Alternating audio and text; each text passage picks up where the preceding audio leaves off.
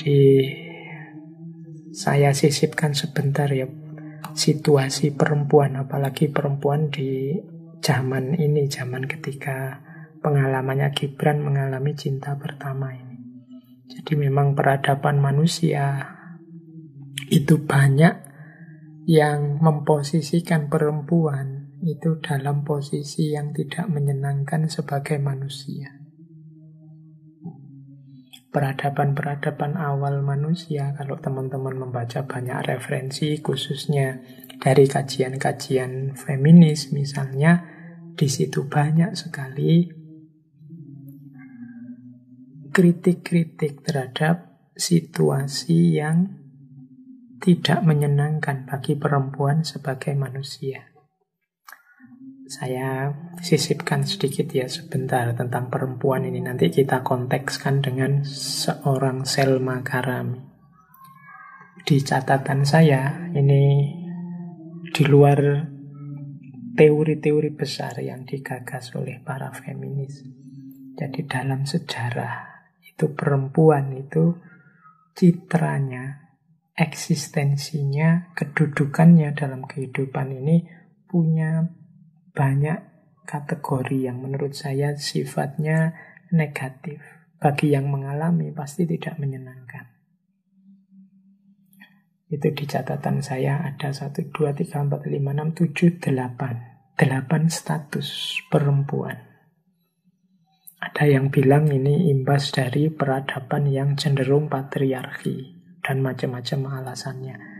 Tapi nanti lain waktu kita bahas itu. Saya ingin membahas dulu statusnya ini untuk memahami mengapa sih kok nasibnya perempuan tangguh kuat seperti Selma ini jadi mengenaskan.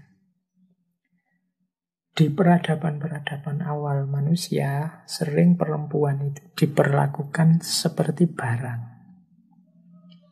Jadi seperti barang itu, ya dia persis seperti kepemilikan barang. Bahkan teman-teman mungkin ingat ya zaman Arab pra-Islam itu bahkan dari seorang ayah ketika dia meninggal diwariskan pada anaknya. Dia semacam properti. Kepala-kepala suku misalnya zaman itu semakin tinggi status sosialnya kalau koleksi perempuannya semakin banyak. Jadi posisinya mirip seperti barang saja. Kalau perang selesai dia jadi rampasan, sebagaimana rampasan barang-barang yang lain. Jadi ini problem. Ada kalanya juga perempuan itu dipandang hanya sebagai pelengkap saja dalam kehidupan ini. Di pelengkap itu ya dia tidak penting, dia tidak utama. Tugasnya di muka bumi ini hanya melengkapi laki-laki. Hanya mendukung laki-laki, pokoknya yang sifatnya komplementer, melengkapi. Dia bukan menu utama dalam hidup ini. Itu ada posisi seperti itu. Banyak fakta-fakta, fenomena-fenomena sejarah yang memposisikan perempuan itu sebagai pelengkap. Yo samalah posisinya, ada raja, ada permaisuri. Itu kan permaisuri itu posisinya lebih banyak pelengkap. Ada pandangan yang seperti itu. Ada kalanya perempuan itu tidak sebagai pelengkap, tapi dianggap sebagai manusia yang kurang lengkap.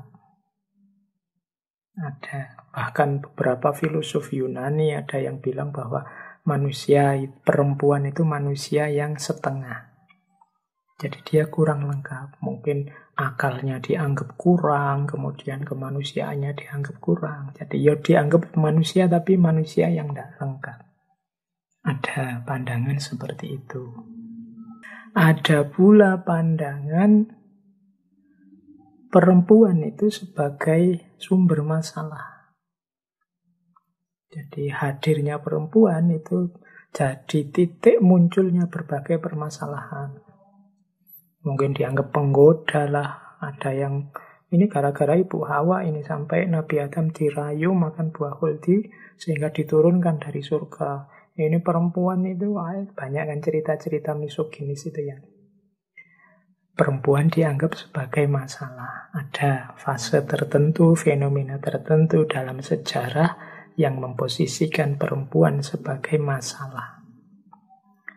Ada juga pandangan situasi historis yang memposisikan perempuan sebagai objek. Jadi sebagai objek itu dia jadi yang diatur, dia jadi yang diperintah, dia jadi yang ditata. Suaranya sendiri tidak didengar. Ini objek. Selalu yang bersuara itu kan subjek. Objek itu bagian yang dikenai. Nah, ada fase-fase sejarah yang perempuan jadi objek.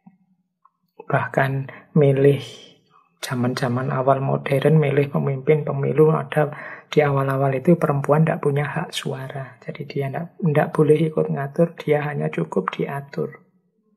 Ini bahasa saya perempuan sebagai objek. Kemudian ada juga pandangan perempuan sebagai yang perlu dibela. Yang perlu dibela itu, ini sebenarnya mirip objek tadi. Jadi perempuan itu dianggap lemah, dianggap tidak kuat, dianggap perlu dukungan laki-laki.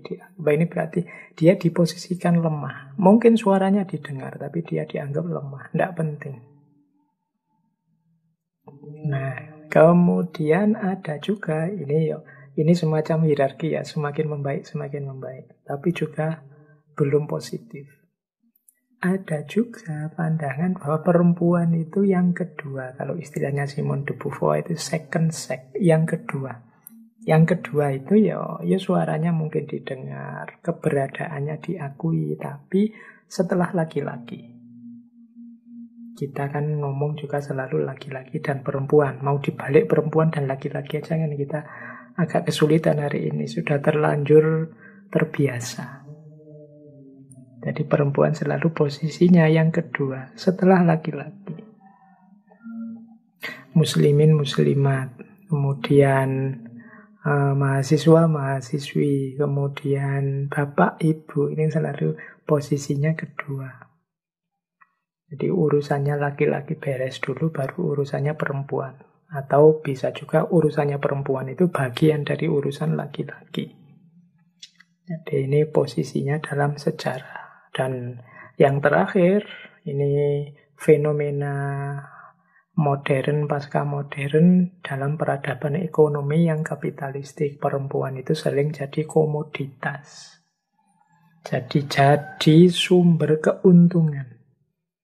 Jadi dicari, diolah, dikelola keberadaannya bagaimana dia jadi sumber keuntungan bagi para pemilik modal. Mungkin lewat iklan kecantikan, mungkin lewat media sosial yang bagian TikTok, mungkin pokoknya dicari sumber di mana dia bisa menghasilkan keuntungan. Yang kadang-kadang perempuannya sendiri menikmati posisi sebagai komoditas itu karena dia melihat ada untungnya banyak.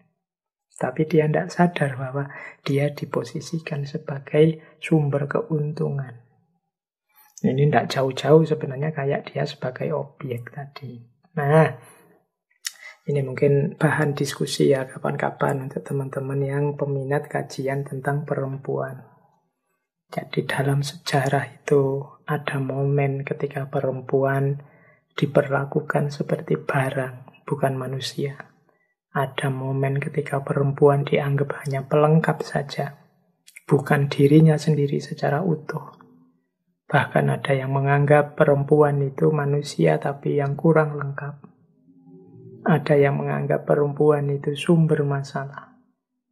Ada yang kemudian memposisikan perempuan hanya sebagai objek saja. Eksistensinya tidak didengar. Ada yang memposisikan perempuan sebagai yang lemah, yang perlu dibela. Ada yang secara tidak sadar memposisikan perempuan sebagai selalu yang kedua.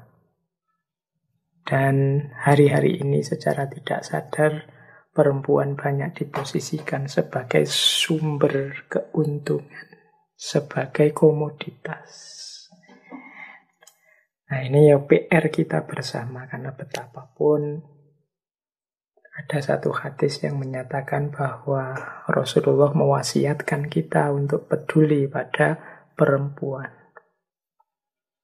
Jadi ini PR peradaban sebenarnya. Ya, banyak teman-teman yang sudah berjuang di sini. Menurut saya perlu lebih kaya lagi strategi untuk penyadaran bahwa perempuan juga manusia dengan segala kekurangan, kelebihan, hak, dan kewajibannya.